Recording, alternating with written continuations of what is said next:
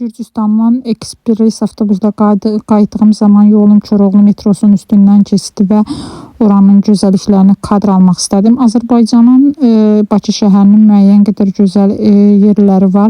Bu yerlərdən biri də Koroğlu metrosunun üzəridir. Əhalinin çox sıx olduğu və şəhərin hər tərəfinə istiqaməti olduğu. Yəni bir çox bəlkə görməyib. Bunu çəkmək demək istədim oydu ki, yəni o əraziləri sizə göstərim.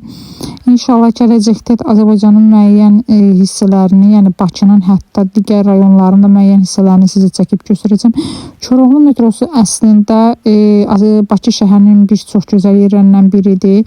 Düzdür, biraz şəhərdən aralıdır, ancaq bir çoxları oranın gözəlliyi üçün orada yaşamağı seçiblər.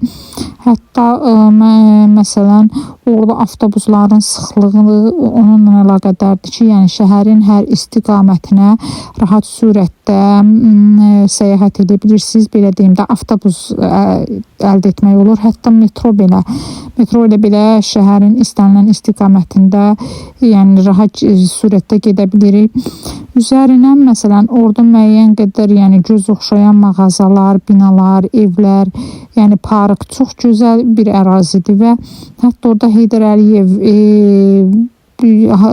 kompleksi tikilib. Keçmişdə bunu daha çox bu Formula 1 ilə Eurovisionla əlaqəli bir tikiliş idi. Hazırda isə nə üçün istifadə olunur, onun haqqında məlumatım yoxdur. Ancaq burada otel kimi istifadə olunan hazırda binalar da var və görünüşü ilə çox gözəldir. Yəni Sovet dövründən bu tərəfə Azərbaycanın inkişafı demək olar ki, Koroğlu metrosunun üzərində özünü göstərib. Yəni bir çox yeni tikilər, yeni dekorasiya ilə olan mağazalar, sonra metroda olan görünüş, sonra körpülərdə olan görünüşlər hamısı öz təsirini burada göstərir. Yəni ki, daha çox belə insanları özünə cəlb edir.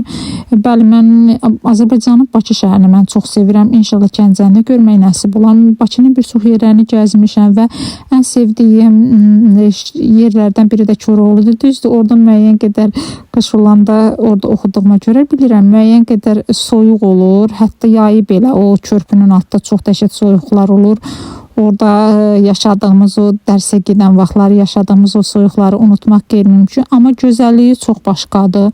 Yəni ki, o soyuqlamanı o gözəlliklə yaddan çıxarırdıq, unudurduq. Parkı çox başqa aləmdir.